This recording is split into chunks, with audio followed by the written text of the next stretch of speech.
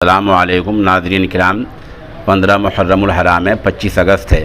مغربی اتر پردیش کے ضلع مظفر نگر سے یہ بہت ہی اچھی خبر آئی ہے کہ آج جمعیت علماء ہند کے صدر محترم مولانا سید ارشد مدنی دامت برکاتہم نے 66 فساد زدگان کو پکے مکانوں کی چابیاں سونپی ہیں۔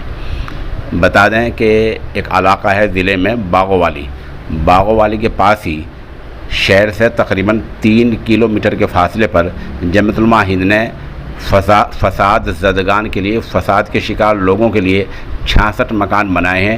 ان 66 کی چابیاں آج مولانا ارشد مدنی نے ان لوگوں کو سونپی ہیں۔ ان مکانوں کے نگراں مولانا محمد مصطفیٰ نے سوشل انڈیا نیوز کو بتایا کہ جمعیت والے اس سے پہلے 85 مکان بنا چکے ہیں۔